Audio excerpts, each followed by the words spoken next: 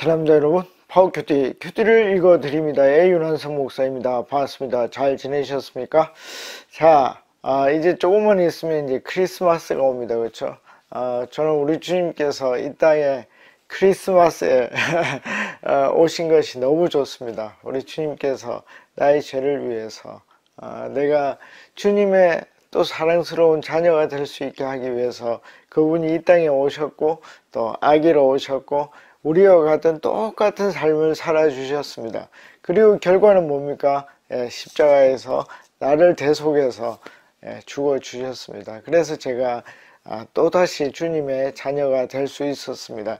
그래서 크리스마스는 너무 좋고 여러분들이 이 겨울을 보내면서 우리 주님에 대한 사랑을 더 크게 가질 수 있으면 좋겠습니다. 그리고 모두가 크리스마스에 즐겁고 행복하고 맛있는 거 많이 먹는 크리스마스가 됐으면 좋겠습니다. 자, 오늘은 우리가 20분 정도 가는 시간입니다. 우리 시그니처 하고 시작하도록 하겠습니다. 자, 우리가 어렵게 창세기 31장을 끝을 냈습니다. 얼마나 길든지요.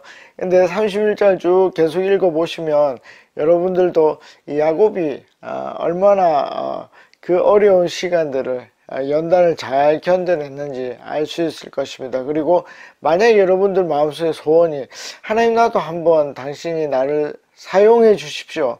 그러면 그 연단의 시간을 즐겁게 보낼 수 있어야 된다.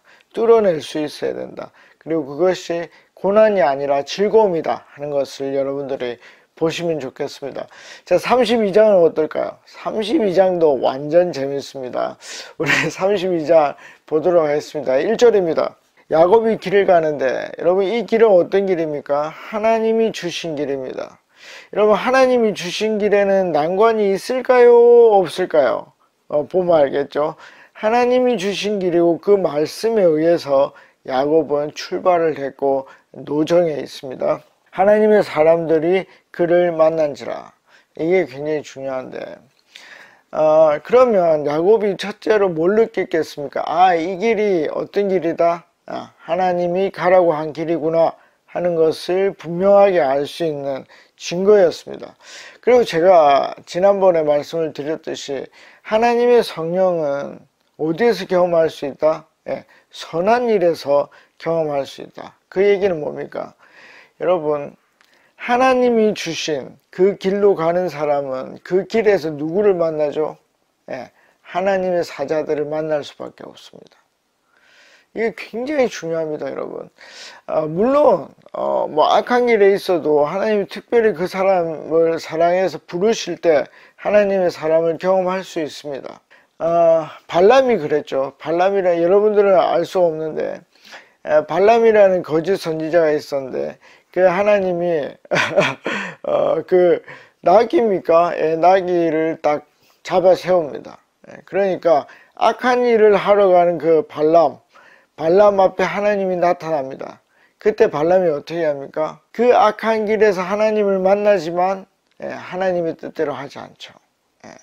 뭐 억지로 하기는 하지만 하나님의 뜻대로 한 것은 아닙니다. 그러니까 여러분들이 정말 하나님을 경험하고 싶으면 뭐 하나님이 하라고 하는 길로 가야 됩니다. 그럼 그 길이 쉬운지 어려운지 우리가 한번 보도록 하겠습니다. 2절입니다. 야곱이 그들을 볼 때 이르기를, 하나님의 사람을 본 거죠. 그래서 이는 하나님이 군대라 하고 이게 좀 많았던 것 같습니다. 그렇죠?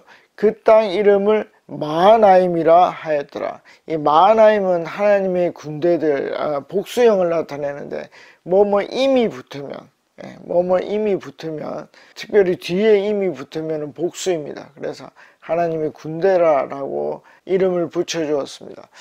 여러분, 이름을 붙인다는 것은 결국 뭡니까? 그 일에 의미를 부여했다는 것입니다. 여러분, 만약에 여러분들이 어떤 하나님이 약속한 길을 갈 때 어떤 현상들을 경험하고 그 일에 대해서 여러분들이 이름을 붙여 보십시오. 나는 이런 이정표다. 그러면 그 일에 의미가 부여될 것입니다. 자, 야곱은 하나님의 길을 갔고 거기에서 하나님의 사자들을 만났습니다. 그러니까 이 일에 하나님의 뜻이 있다라는 것을 확인했습니다. 자, 그러면 일이 쉽게 풀릴까요? 한번 보겠습니다. 자, 3절입니다. 야곱이 세일 땅. 자, 이런 것들은 여러분들이 다 네이버나 뭐 구글이나 이런 데 찾아보시면 다 나옵니다. 에돔들에 있는 형. 자, 이 에돔은 누구의 별명입니까? 에서, 형 에서의 별명입니다. 그러면 에돔의 뜻은 붉다, red라는 뜻입니다. 그렇죠? 그러니까 이 땅 이름 자체가 형입니다. 예, 그걸 여러분들이 보면 재미가 있습니다. 뭐 예를 들면 옛날에 뭐 최진사 댁 땅이다, 예, 이런 식으로 그 땅 이름이 어떤 이 에돔으로 적혀져 있는 것입니다. 형 에서에게로 자기보다 앞서 사자들을 보내매.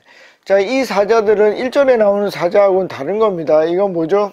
야곱의 메신저들입니다. 여기 이제 좀 이따 보면은 하나님에 대해서도 주님, 여호와, 롤드라고 얘기를 하고, 그 다음에 이 형에 대해서도 주라고 합니다. 그러니까 여러분들 오늘 본문 32장은 같은 단어가 나오는데 헷갈리면 안 됩니다. 자, 4절을 보도록 하겠습니다. 그들에게 명령하여 이르되 너희는 내 주 에서에게, 그러니까 내 주가 바뀐 겁니다.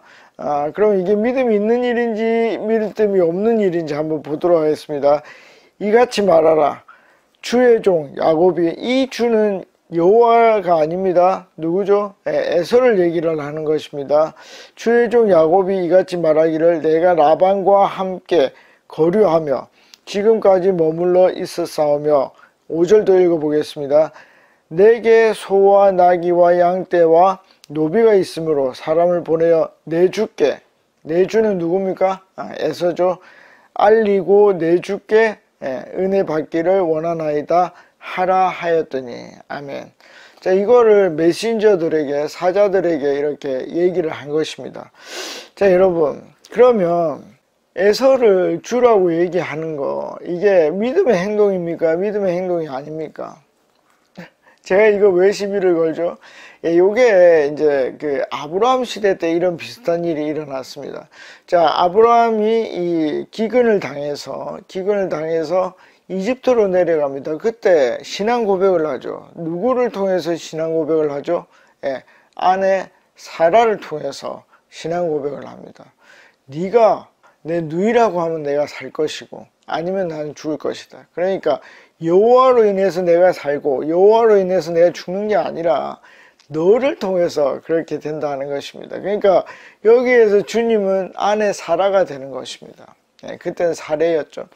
그러니까 여기는 뭡니까? 어떻게 되는 거죠? 형이 주가 된 것입니다. 그럼 믿음이 없는 것입니까?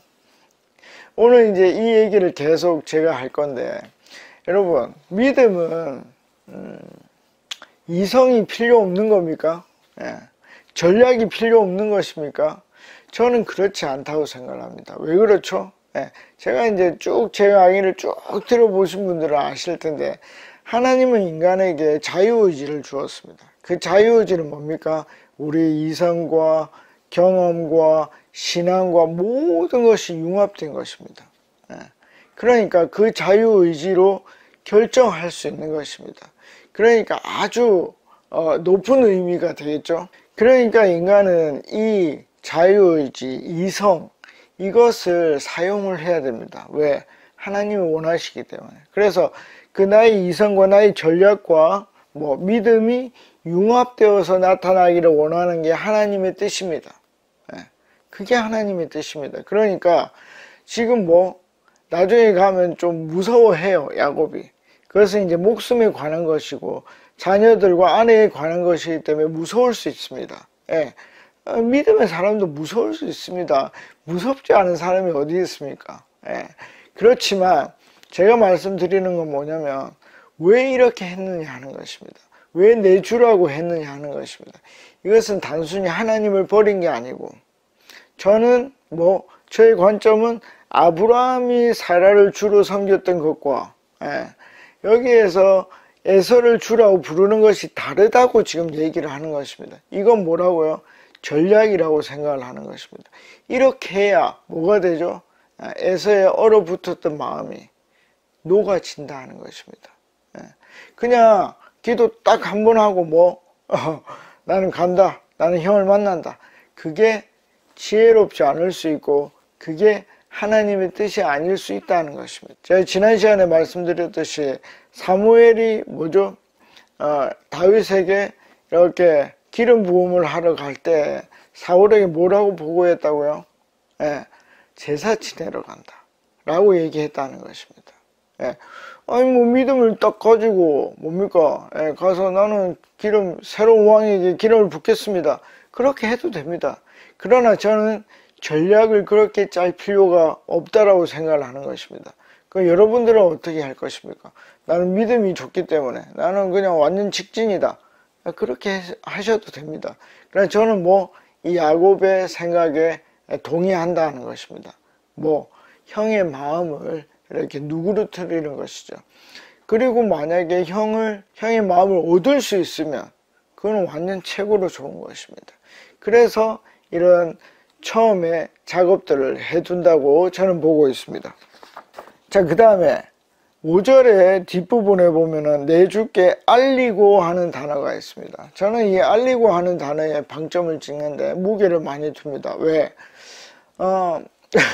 야곱이 어떻게 떠났죠? 알리지 않고 떠났죠.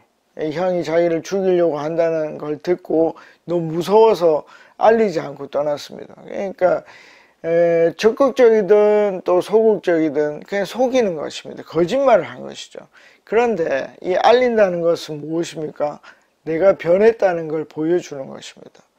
여러분, 이 알리면 어떻게 되죠? 오히려